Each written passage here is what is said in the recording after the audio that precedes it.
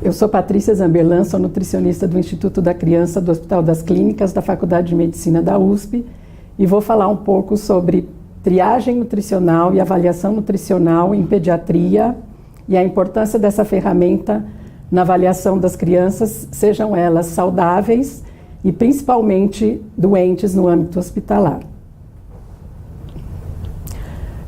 Fazendo uma lembrança do conceito de avaliação nutricional, a gente sabe que a avaliação nutricional é o processo que estabelece o diagnóstico de um indivíduo com respeito às necessidades de macro e micronutrientes.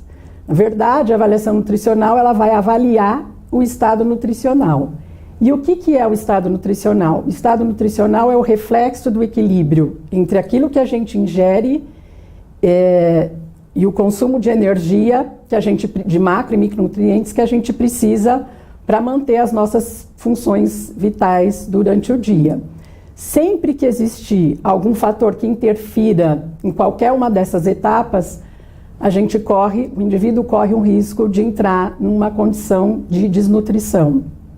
O que é esse desbalanço, esse desequilíbrio? Pode ser uma falta de ingestão, pode ser uma dificuldade de digerir e absorver, pode ser uma oferta inadequada frente às necessidades. Então, quando você tem esse desequilíbrio, você pode entrar num processo de desnutrição.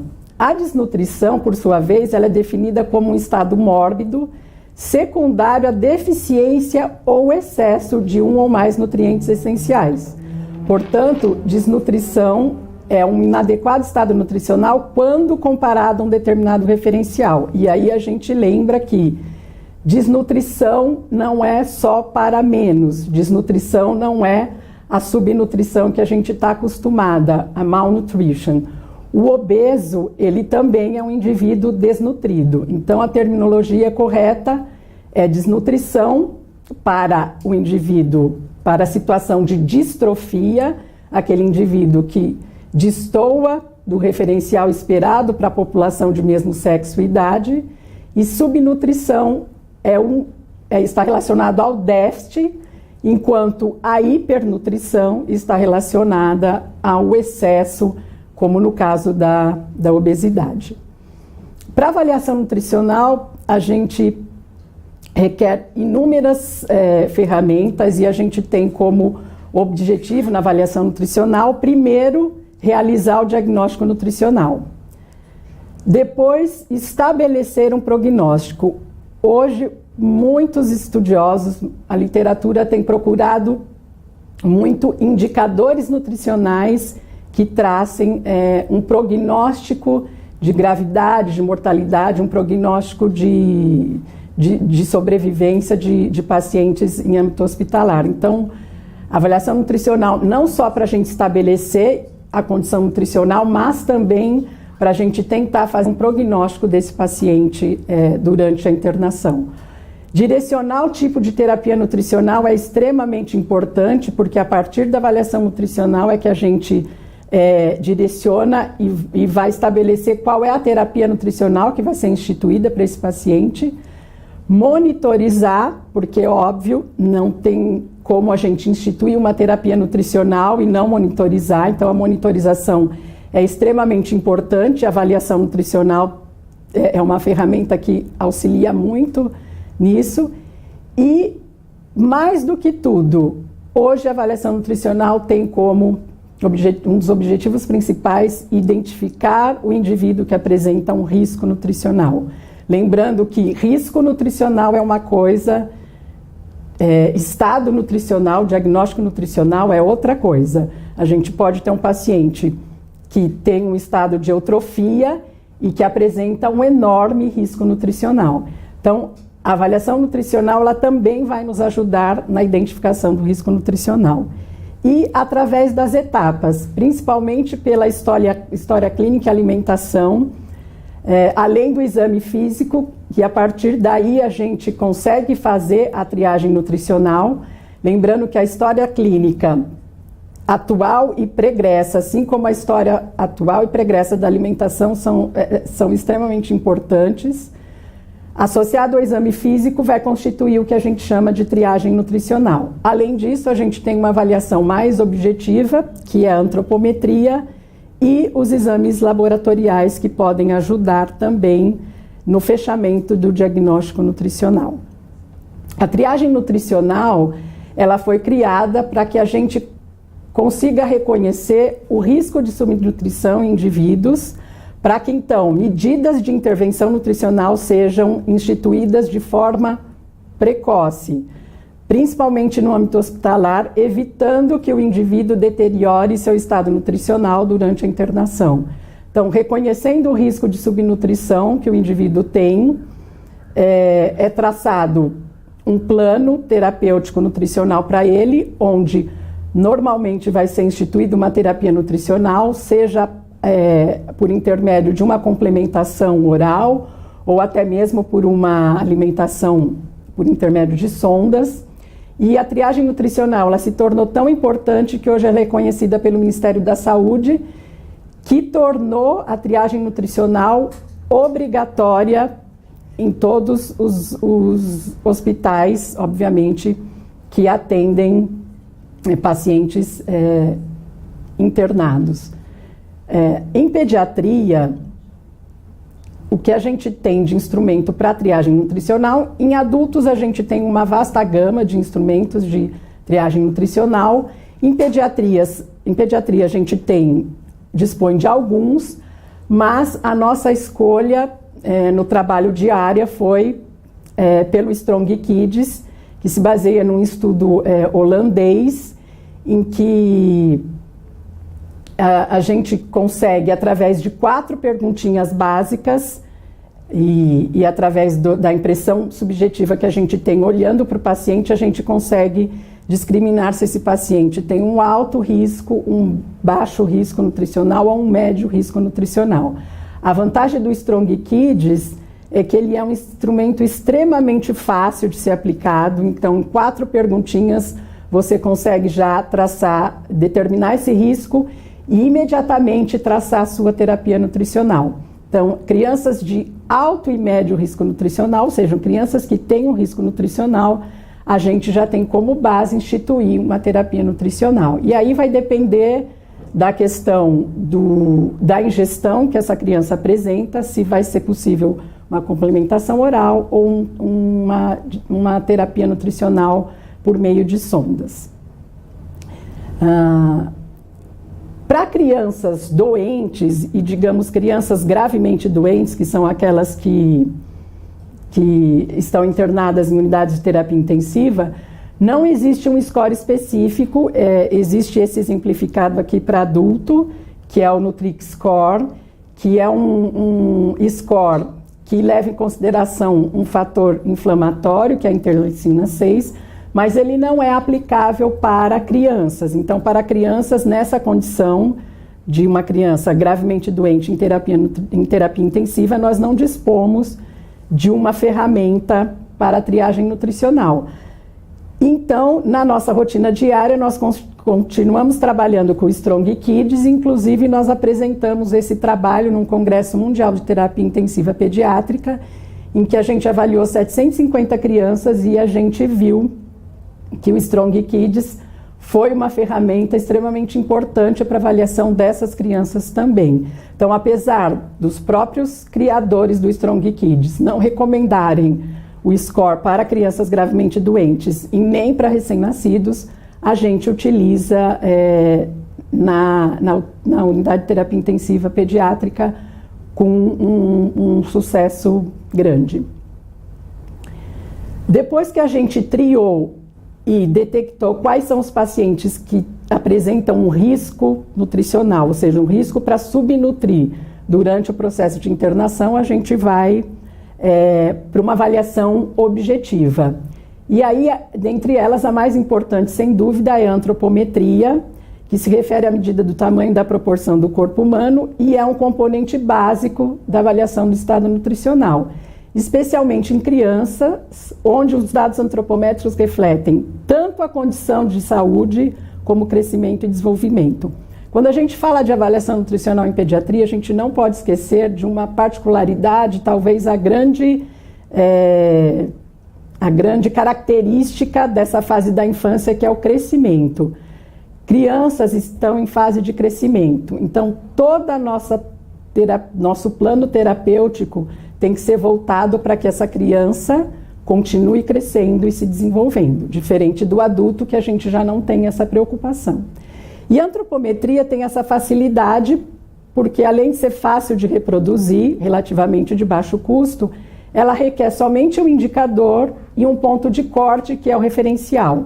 Então você faz a medida e você vai comparar com o referencial. Não adianta fazer a medida e não comparar com o referencial, porque a medida vai ficar sem sentido. Em pediatria, as principais medidas antropométricas que a gente executa são peso, estatura ou comprimento e o perímetro cefálico, que são 3 medidas extremamente importantes. O perímetro cefálico não pode ser esquecido, pelo menos até os 2 anos de idade, devido a esse período em que o cérebro cresce aí por volta de 75% a 80% no final do primeiro e segundo ano de vida. Então é uma medida que reflete não só a condição nutricional, mas a condição de saúde. Se eventualmente esse perímetro cefálico não estiver crescendo, a criança pode ter algum problema de saúde. Lembrando que crianças doentes costumam não crescer e não se desenvolver. Por isso, a avaliação nutricional associada, inferindo uma avaliação de saúde, é extremamente importante. Com as medidas de peso e estatura, a gente consegue fazer os índices, elaborar os índices antropométricos que ainda são recomendados pela Organização Mundial da Saúde, que são peso para a idade, estatura para a idade, o peso para a estatura e, mais recentemente, o peso e estatura substituído pelo IMC para a idade em todas as faixas etárias.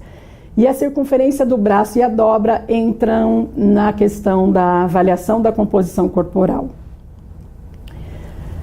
Uma vez executada a medida, mensurada, a gente vai classificar essa medida, essa criança, e essa classificação pode ser feita em percentis ou em score Z, mas atualmente a preferência é dada pelo score Z, que na verdade é a distribuição em score Z, a apresentação em tabelas e gráficos dos valores de cada indicador que você escolheu, de acordo com a sua diferença em relação ao valor mediano estimado para aquele sexo e idade. Ou seja, o valor mediano é o que se espera que a criança esteja, criança daquela idade e sexo, se encontre nessa mediana. Toda vez que ela destoa tanto para mais ou para menos, ela está numa condição de desnutrição, numa condição de distrofia. Por que hoje o score Z é mais utilizado? Porque você tem uma facilidade maior, na verdade, na interpretação. Você tem, quando você quer fazer uma análise populacional, é muito mais fácil, você consegue tirar média, mediana, desvio padrão, que não dá para ser feito com os percentis. E hoje você tem a facilidade dos softwares que calculam, porque antigamente era uma equaçãozinha um pouco complicada, você tinha que dispor de inúmeras tabelas, e hoje a gente tem o software da Organização Mundial de Saúde que calcula isso muito rapidamente e de maneira muito fácil para a gente. Então, o que a gente tem como classificação hoje pela Organização Mundial da Saúde, que é preconizado, a gente adota na prática diária, o Ministério da Saúde também adota essa classificação.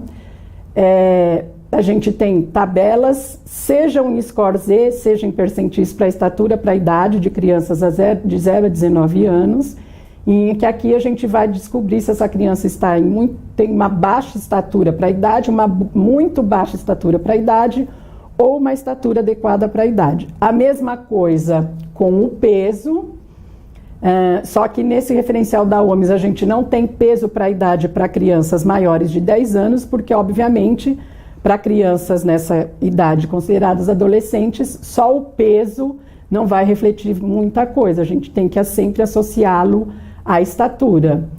E, na verdade, quem faz a classificação diagnóstico nutricional é o peso para a estatura ou o índice de massa corpórea para a idade. vejo que aparece a classificação eutrofia nessa tabela. Então, a gente tem segmentado para crianças de 0 a 5 anos, em que há uma mudança só no extremo maior aí da curva, onde a gente tem as classificações risco de sobrepeso, sobrepeso e obesidade, diferente das crianças de 5 a 19 anos, em que aparece sobrepeso, obesidade e a obesidade grave, que também é diagnosticada nos adultos. Em crianças saudáveis, essa classificação é extremamente fácil de ser feita. O grande problema dessa classificação é quando a gente começa a trabalhar com crianças doentes. Primeiro, porque a gente tem uma dificuldade na execução das medidas. Normalmente são indivíduos acamados, indivíduos que podem ter algum grau de edema. Tudo isso vai influenciar na obtenção das medidas de peso e estatura. E a gente tem o problema da proporcionalidade, quando a gente pega crianças que têm um déficit importante de estatura e um déficit importante de peso, na proporcionalidade essa criança cai num diagnóstico de eutrofia, o que precisa ser visto com muita parcimônia, porque se eu tenho uma criança que tem um déficit importante de peso, importante de estatura, a gente sabe que é um desnutrido crônico. Se eu pego uma criança que tem o peso adequado, mas tem um déficit de estatura, é um indivíduo que sofreu um processo de desnutrição lá atrás. E a desproporção entre peso para estatura me mostra um processo de desnutrição atual. Então, a gente tem que sempre ver o IMC, mas não lembrar de olhar qual é o score Z de peso dessa criança e qual é o score Z de estatura para essa criança, para a gente não incorrer num erro de classificação nutricional. E é por isso que, por todas essas alterações que eu coloquei, as dificuldades de mensuração das medidas, alterações metabólicas e hormonais que acontecem na criança durante a doença, é que as sociedades, tanto a europeia como a americana, a canadense, têm proposto uma nova definição de desnutrição, que é a desnutrição associada à doença, que na verdade é resultante da falta ou excesso de nutrientes, que causa alterações na composição corporal, com redução da massa magra e da massa celular, diminuição da capacidade funcional e presença de atividade inflamatória. E aí, para a gente fazer esse diagnóstico de um estado nutricional do indivíduo que tem uma doença associada, é importante a avaliação da composição corporal e a avaliação da atividade inflamatória. Em pediatria, a gente tem como avaliação da composição corporal o método de avaliar a circunferência do braço e a dobra cutânea tricipital, lembrando que somatória de dobras não é adequada para crianças, principalmente as de baixa idade, e o que nos sobra, a circunferência do braço e a dobra cutânea tricipital, que a gente tem a vantagem de termos referenciais para essas medidas. E, na verdade, a mais importante é a circunferência do braço, primeiro porque ainda é um indicador recomendado pela Organização Mundial de Saúde para avaliação, principalmente em situações que você tem aquelas catástrofes nutricionais, e além de ser uma medida em que a possibilidade de erro pela habilidade do avaliador e pela questão do edema é muito menor se comparada, por exemplo, a uma dobra cutânea tricipital. Então, a gente trabalha diariamente com a circunferência do braço, e aí a gente tem uma divisão muito clara do que é o paciente subnutrido, é aquele que apresenta um percentil de circunferência do braço menor ou igual a 5, e o paciente que tem estoques de massa gorda e massa livre de gordura adequados, pacientes com percentil acima do percentil 5 para a circunferência do braço. E é importante ressaltar que nem sempre crianças doentes que têm o IMC adequado, nem sempre elas têm estoques, a composição corporal adequada.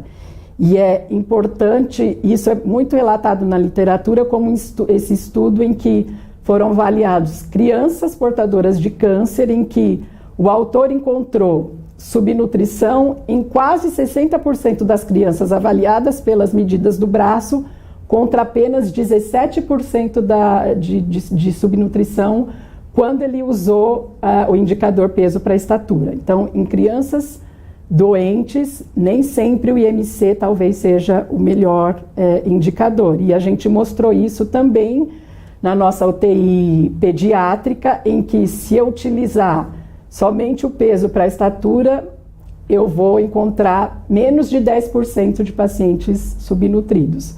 Ao passo que, avaliando pela circunferência do braço, eu tenho mais de 50%, ou seja, mais da metade das crianças são subnutridas. Então, a circunferência do braço acaba sendo uma medida muito importante na nossa avaliação de composição corporal. Para terminar, avaliações, outras técnicas de avaliação de composição corporal. Existem técnicas mais sofisticadas, mas a gente tem que lembrar que em pediatria nem tudo que é realizado com adulto é possível de ser extrapolado para criança, porque toda vez que a gente trabalha com estimativa, a gente trabalha com equações de predição, e a equação de predição é uma fonte de erro se ela não for bem escolhida. Então, um dos métodos promissores de avaliação da composição corporal em pediatria também é a bioimpedância elétrica, que se baseia na passagem de uma corrente elétrica de baixa intensidade e frequência pelo corpo e mensura componentes primários, como a resistência, a reactância e esse valorzinho aí que a gente chama de ângulo de fase, e estima a massa gorda e a massa livre de gordura. Então, bioimpedância elétrica não mensura a massa gorda e massa livre de gordura, ela estima por uma equação matemática. Então, quando for utilizar a medida em crianças, é possível que você... É preciso que seja escolhida uma equação adequada para a população que você está estudando, seja em sexo, idade, porque senão essa estimativa vai ser feita de maneira errada. O suposto da bioimpedância é de que os tecidos magros são bons condutores de corrente elétrica e a gordura e o osso são pobres condutores de corrente elétrica. Então, teoricamente, o indivíduo que tem muita massa gorda, a corrente vai encontrar uma resistência alta para percorrer, porque esse indivíduo, teoricamente, ele possui muita massa gorda. E aí, por uma estimativa, por intermédio de uma equação matemática, esses compartimentos vão ser calculados. O grande problema na composição corporal de crianças se o protocolo não for seguido, então a questão da hidratação é extremamente importante. Então, a bioimpedância na composição corporal ela é alterada em situações onde você tem alterações do compartimento hídrico, mas se o protocolo for bem seguido e a equação de predição for bem escolhida, tranquilamente ela pode ser utilizada para crianças. O grande problema é em crianças doentes, especialmente as gravemente doentes, porque as equações de predição utilizadas, elas não servem para esse propósito, uma vez que a maioria dos pacientes em terapia intensiva, das crianças em terapia intensiva, apresentam alterações do compartimento hídrico. Então, para composição corporal, a bioimpedância em crianças muito doentes, ela não é indicada. Mas como uma ferramenta de prognóstico desse paciente, a bioimpedância tem sido muito estudada, especialmente em adultos, e aí o grande trunfo aí da bioimpedância é contar com essa medidinha do ângulo de fase, que é considerado um marcador de saúde celular, porque ela avalia o conteúdo e integridade de membranas celulares, e os estudos mostram que o ângulo de fase ele tem uma grande capacidade de predizer desfechos em várias situações clínicas. Em pediatria, há uma certa dificuldade, mas nós, num estudo que ainda nem publicamos, são dados recentes, a gente conseguiu encontrar um ponto de corte para crianças gravemente doentes, que é muito diferente dos descritos na literatura pela doutora Maria Cristina Gonzalez, em que ela discriminou ponto de corte para pacientes adultos com cirrose hepática e para pacientes em terapia intensiva, mas pacientes adultos. O valor que a gente encontrou para crianças é muito mais baixo do que o que ela encontrou para adultos, mas que conseguiu discriminar muito bem a mortalidade. Então, mostrando aqui que crianças que apresentam um ângulo de fase menor do que esse ponto de corte apresentaram dentro da nossa UTI uma taxa de mortalidade muito maior, mostrando que a bioimpedância pode sim, nas crianças doentes, ser uma ferramenta de prognóstico e também uma ferramenta nutricional, porque indiretamente o ângulo de fase ele representa a massa livre de gordura. Então, como considerações finais, o que a gente pode dizer é que o crescimento é a principal característica da infância e monitorizar esse crescimento é uma importante ferramenta, não só para avaliação da saúde, mas também para avaliação, obviamente, da condição nutricional.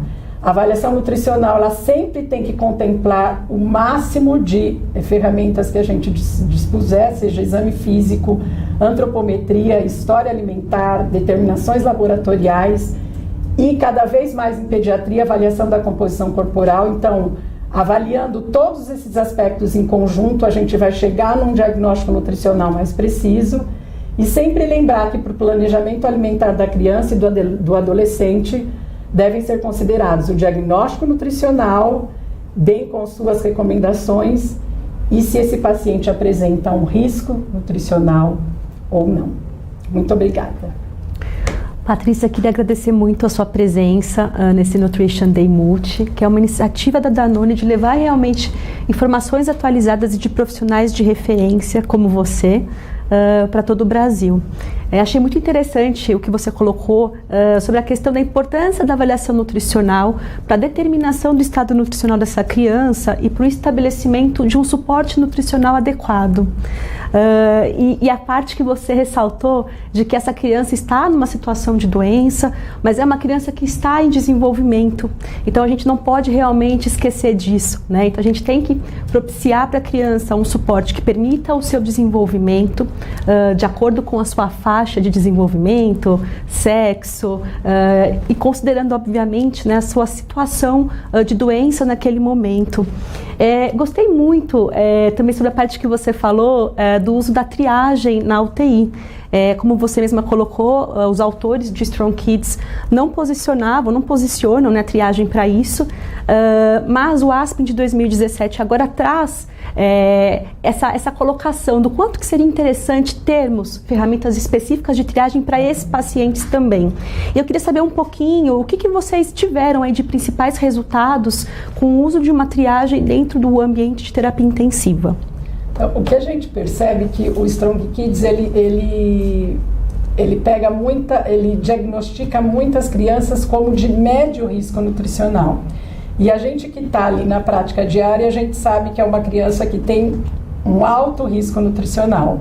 Mas, de qualquer forma, é uma ferramenta que pegou esse risco nutricional, seja a criança na UTI ou na enfermaria. Então, a gente acha que não, assim, é um instrumento que pode ser utilizado na terapia intensiva, sem necessidade de um instrumento próprio ou que inclua uma medida inflamatória, que a gente sabe que é um exame caro, né? Mensuração. E o Strong Kids, ele tem essa facilidade porque ele não inclui medidas antropométricas que muitos scores de triagem incluem. Certo. Então, a grande dificuldade ali na prática é você tem que fazer uma coisa rápida, dinâmica.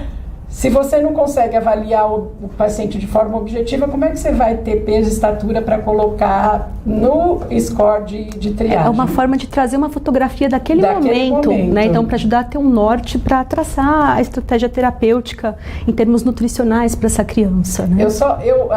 Eu acho que no Strong Kids, talvez se a questão da ingestão ganhasse um pontinho diferenciado, eu acho que já melhoraria a especificidade para algumas... Ajudaria mais ao seu modo de ver. Mas, de um modo geral, a gente utiliza no hospital todo e a gente tem ajudado bastante. Tem ajudado bastante para a gente ver intervenções bem mais precoces de terapia nutricional que antes a gente não via sem esse retrato do risco. Porque, como eu falei, muita gente confunde isso. Mas essa criança está eutrófica. Só que eutrofia é uma coisa, risco nutricional é outra coisa. Verdade. E a triagem ajuda, né, a gente a identificar esse risco de forma mais precoce. Patrícia, queria agradecer a sua participação, todo o seu conhecimento. E é isso que nós tínhamos para trazer hoje, né? Então, sempre ter esse olhar de realizar a avaliação nutricional para que se tenha, de fato, uma visão global do paciente, do seu estado nutricional para a implementação efetiva do suporte nutricional. Muito obrigada. Eu agradeço.